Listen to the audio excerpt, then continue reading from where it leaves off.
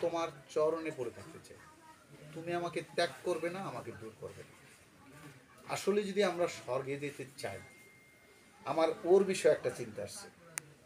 দাদা যে কথা বলছে আমার আরো স্পষ্ট হয়ে যায়, সেটা হলো সে যিশুকে গ্রহণ করছে, হয়তো জলে হবনটা দাদা এটা স্বীকৃতি, এটা স্বীকার, কিন্তু অলরেডি সে যিশুকে গ্রহণ করেছে। আচ্ছা, আমরা যারা ওর অভিভাবকরা আমরা ক্রন্দন করতেছি, আমরা ঈশ্বরকে দায়ী করতেছি হয়তোবা, কিন্তু যখন দেখা যাবে শেষের কালে এ পুনরুত্থিত প্রথম পুনরুত্থানে ভাগিয়ে স্বর্গে গেল, আর আমি তার জন্য ক্রন্দন করেছিলাম, আমি গেছি নরকে, বা আমি প্রথম পুনরুত্থানে ভাগিয়ে যেতে পারলাম না। আচ্ছা, দুঃখটা কার জন্য বেশি দাদা বলেন তো? কার জন্য? আজকে আপনি শোক করতেছেন, হেয়ারে নিয়ে গেল স্বর্গে শান্তির জায়গায়, আর আমরা অভিভাবক আমরা বলে থাকলাম। এইগুলি অনেক বোঝবার বিষয় আছে। রোমিও তার 8:11 পদ, এইটাকে আপনারা মুখস্থ করবেন, এইটা রিসার্চ করবেন, এই পথটা নিয়ে অনেকে বলে কে বলতে পারছে যে স্বর্গে আমরা যাব কি যাব। আমি এই পদ আপনাকে স্বর্গে যাবার জন্য সম্পূর্ণভাবে ঠিকানা দেয়, এই ঠিকানায় আপনি স্বর্গে যেতে পারেন। আচ্ছা, আমরা একটু পড়ি। আর যিনি মৃতগণের মধ্য হইতে যিশুকে উঠাইলেন, তাহার আত্মা যদি তোমাদের মধ্যে বাস করেন, তবে যিনি মৃতগণের মধ্যে হইতে খ্রিস্ট যিশুকে উঠাইলেন, তিনি তোমাদের অন্তরে বাসকারী আপন আত্মা দ্বারা তোমাদের মর্ত দেহকেও জীবিত করিবেন। ঈশ্বরের আত্মায় প্রভু যিশু আসছেন, প্রভু যিশু পবিত্র আত্মা অভিষিক্ত ছিলেন, পবিত্র আত্মার দ্বারা তার জন্ম হয়েছে, তিনি আত্মাতে চলতেন। যিশুই কিন্তু একটা সুন্দর উদাহরণ দিয়েছে, 10 কুমারীর উদাহরণ না, 5 কুমারী সুবুদ্ধি আর 5 কুমারী নির্বুদ্ধি।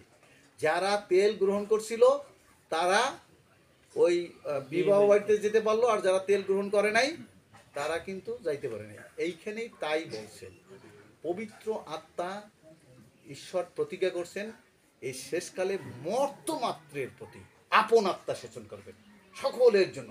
এই আত্মা বলছে সকলের জন্য। এই আত্মা যারা গ্রহণ করবে, পবিত্র আত্মা, সাধু দাউদ যখন পাপ করেছিল তখন তিনি ক্ষমা চেয়ে শেষে একটা কথা বলেছেন, তোমার পবিত্র আত্মা আমার থেকে হরণ করিও না বলছিল। এই প্রার্থনা করেন। ঈশ্বরের আত্মা, ঈশ্বর আত্মা মরতে পারে না, অনন্তজীবী আত্মা। এই আত্মা যখন আমরা ধারণ করি, বুঝতে পারেন, ঈশ্বরের আত্মা যখন আমাদের ভিতরে, এই দেহ চেঞ্জ হয়ে যাবে। আমরা জীবিত থাকলে রূপান্তরিত হব, যদি আমরা মারা যাই আমরা পুনরুত্থিত হব। তা আপনি নিশ্চিত স্বর্গে যাচ্ছেন। ঈশ্বর মৃতদের ঈশ্বর না বলছে, তিনি জীবিতদের ঈশ্বর।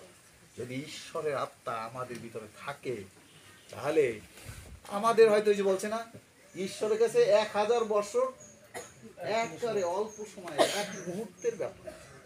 আগে গেছে তাতে কি হয়েছে, হয়তো আমরা দুঃখার্থ, কিন্তু স্বর্গে যখন অনন্ত অনন্তকাল একই সঙ্গে বাস করতে পারি, যদি আজকে আমরা দুঃখার্থ হই, এখন থেকে আমরা প্রস্তুতি নেই।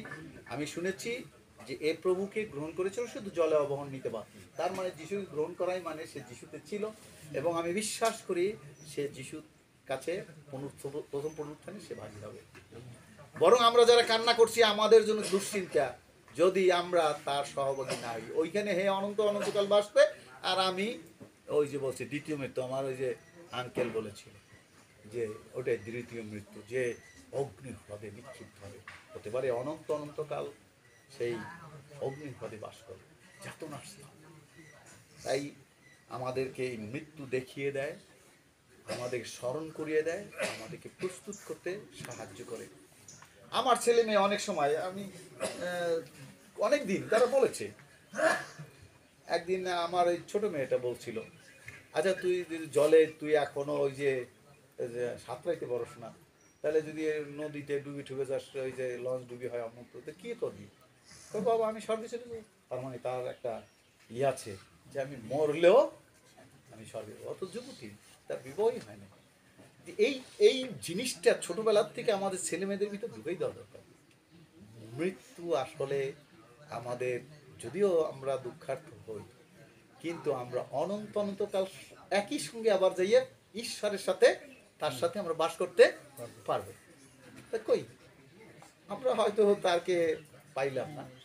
তো ঈশ্বর আশীর্বাদ করুন। আমরা ধন্যবাদ দেই যে তো আজ বাঁচিয়ে রাখছেন, যাদের যাদের বাঁচিয়ে রাখছেন। আমরা আসুন প্রস্তুতি নেই। আমরা প্রতিদিন একটা প্রার্থনা আপনাদেরকে আমি অনুরোধ করি, আর সেটা হলো সকালে করেন, বিকালে করেন, দুবারই করেন।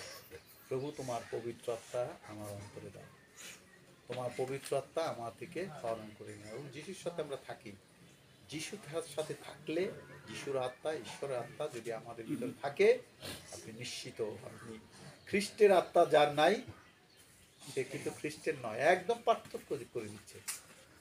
ছাগের কথা বলা হয়েছে, মেষের কথা বলা হয়েছে, ডান পাশ বা পাশ, পার্থক্যের কথা বলা হয়েছে। তুষ আর গম, এটার পার্থক্য কথা বলা হয়েছে। অতএব যারা ঈশ্বরের আত্মা গ্রহণ করে, আত্মাতে চলে, তারা মরুক বা বাঁচুক। এই জন্যই বাইবেল বলছে আমরা মরি কি বাঁচি আমরা মানে ঈশ্বরে, আমরা যিশুতে। আমরা বেঁচে থাকলে ঈশ্বরে গৌরব করব, মরলেও তার সান্নিধ্যে যাব। দেখেন, কোনো আমাদের হতাশ কি নিরাশ বা আমাদের ক্রন্দন নেই। ঈশ্বর আশীর্বাদ করুন। পাস্টর, আমরা প্রার্থনা